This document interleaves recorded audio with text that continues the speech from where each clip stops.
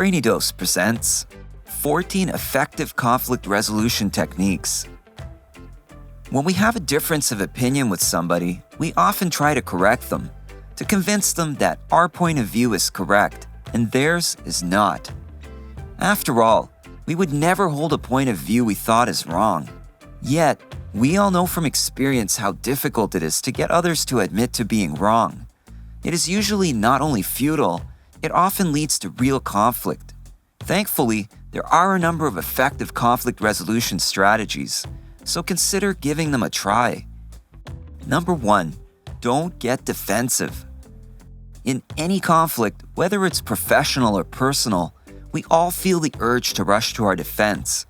You may find yourself constantly trying to correct the other person's position with "but," "nevertheless," "however," in defense of your own position before they are even finished explaining their opinion. Try turning the situation around. How do you feel when another person is constantly contradicting you and seems unwilling to consider your opinion? Take a moment and really try to see things their way. They have reasons for their point of view, just as you do for yours. This doesn't mean that you have to accept their position, but if you let them know you are taking them seriously, you can avoid things getting personal.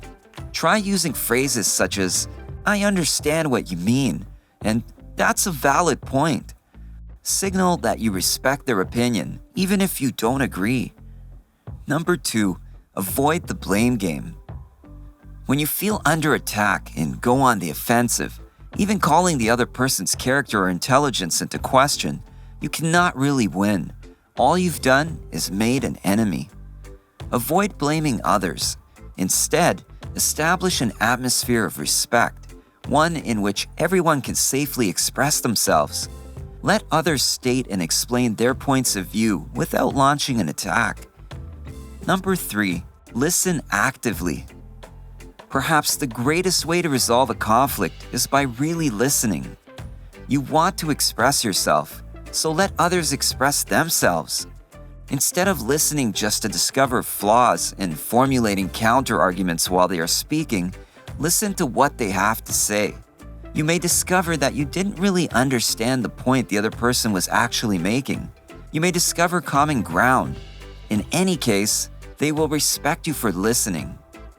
Number 4, begin statements with "I." When you begin statements with "you," it sounds like you are pointing a finger at the other person. This actually betrays a weakness on your part. Your opinion should stand on its own merits, not rely on another person's flaws.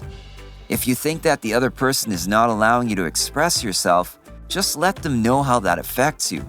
"I feel like I'm not being understood" is far less confrontational than "you aren't listening." The first statement relates to yourself. The second one is directed at the other person and destined to put them on the defensive. This can make a big difference in a conversation. These kinds of "I" statements give the other person a chance to pause and rethink their own behavior. It can lead to an atmosphere of mutual respect. Number 5, tame your emotions. Speaking in anger or frustration is a bad strategy for resolving conflicts. When you're emotional, your rational thinking shuts down and you can't formulate an acceptable outcome. Don't unload your emotions on others. Wait until you calm down so that you can discuss things in a reasonable manner. Throw a tantrum if you want, but do it before you speak with them. When you are calm and rational, you can make your own points better, and you are open to different perspectives. Number 6, show that you can compromise. Depending on the situation, some approaches to conflict management may be more effective than others. Sometimes, simply being accommodating and avoiding conflict is the best move, especially if you don't care much, one way or the other. A competitive strategy might be much more useful when you have to come to some sort of decision and need to assert yourself. In most conflicts, however, the only way to come to some sort of resolution is through compromise. You have to come to some acceptable agreement in order to move forward. Show others that you don't always have to insist on your own way, even if you still think you are right. Others will appreciate you for putting a solution before your own pride. Number 7, don't badmouth someone to others. Unless you really need to, you should not spread around details of a conflict you are having with someone. You will only make them feel betrayed, and the only way they can defend themselves is by badmouthing you. This does not make you look good. There are other ways to vent anger or frustration than talking someone down. If you just have to do that, do it in front of a mirror, write it down, or talk to someone who doesn't know who you are talking about. Trust and respect are essential for resolving conflicts. Number 8, don't take it personally. We tend to regard our opinions or actions as a direct reflection of who we are, so we get defensive. However, when someone disagrees with your opinion or criticizes your performance, don't take it as an attack on you personally. Someone might think your opinion is flawed or your performance can stand improvement, but that does not mean they think you are a terrible person. They may even have a point.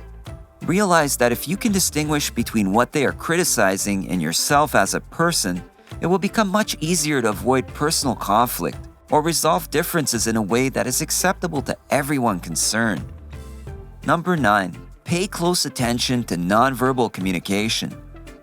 Dealing with conflicts directly is not everyone's forte. Some people prefer to be accommodating or even avoid conflict whenever possible. They are uneasy with conflict and would rather say or do almost anything just to spare themselves an unpleasant situation. This can lead to building emotional pressure. Since they are not being honest with you, you may not be aware of this until it comes to a head. So, don't just take people at their word. Be aware of nonverbal communication that betray emotions, such as body language, facial expressions, eye contact, and voice tonality. "I'm okay" should not be very convincing if they are sighing, averting their eyes, or fidgeting. If you learn to pay attention to these cues, you will sense when their words do not match their feelings. Then you can take steps to encourage them to be more honest with you. Number 10, prioritize resolving the conflict over being right. You might think that someone is being unfair to you or that something just isn't right. Maybe you regard yourself as the victim of a compromise, or perhaps of some change of policy at work. You can easily get frustrated and emotional about it. Usually, the situation is not just about you. Calm down and reassess things. The compromise or decision might have been made for the sake of the common good. Yes, you may indeed be right, but you should consider whether you really want to insist on your point of view at the cost of the conflict and resentment it may cause. Not every battle is worth fighting.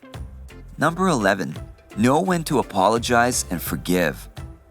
Telling someone, "I'm sorry," can be very difficult. This is especially true when you feel like you have nothing to apologize for. And if someone has hurt you in some way but won't admit to the wrong, you may get so upset that you won't ever want to forgive them. Yet, you should consider that resolving a conflict is often preferable to maintaining your pride. People make mistakes, and just like you, might have a problem admitting to them. If you can put aside your resentment and forgive them, you could make way for an even better relationship with them. Resentment is a bad investment of time and energy. Number 12, focus on the present, not the past. When you are in a conflict with someone, it can begin to get personal. You may start to remember other conflicts you had with them in the past and get resentful. You might even bring them up in order to attack them, even though it may have nothing to do with the issue at hand. One way to avoid this is to use a 48-hour rule. If someone does or says something that bothers you, bring it up with them within 48 hours. If you don't, just let it go. Don't use past conflicts as a weapon when you are engaged in a new conflict. The other person will resent you for doing so, and it will just make it harder to come to a resolution. Number 13, use humor when appropriate. Humor is a great technique for dissolving tension. It's hard to be upset when you're laughing, right? But you must be careful. You should avoid humor that could offend your counterpart or makes fun of his or her position, or anything else that might be sensitive to them. Be aware of the other person's sense of humor. Some people can take a joke, but others can't. Use humor only as a way to break the tension, and focus at least temporarily on something other than the subject of conflict. Self-deprecating humor, poking fun at yourself, is one method for achieving this. A well-timed humorous remark might be all that is needed to calm emotions and make all involved parties more receptive to a practical resolution. Number 14. Remember the importance of the relationship. At a given moment, the topic of contention might seem to be extremely important. Conflicts, however, arise constantly and are almost always temporary in nature. Solutions are almost always discovered. Remember, relationships usually last, for good or ill. Insisting on your point of view is rarely worth the cost of losing a friend or worsening any relationship. After all, conflicts tend to fade, but people usually stick around. How will they regard you? Think about how important the subject of discussion is to you, compared to the relationship you have with your contender. Make sure you weigh the gains of winning against what they can cost. Maintaining good relationships will better enable you to resolve future conflicts. What do you think? How do you deal with conflict? Do you use any of these strategies? Share your thoughts and comments below. If you enjoyed this video, give it a thumbs up and share with your friends so we can keep making them. For more videos like this, hit the subscribe button and remember to click on the notification bell. Also, be sure to check out our other videos as well. Thanks for watching.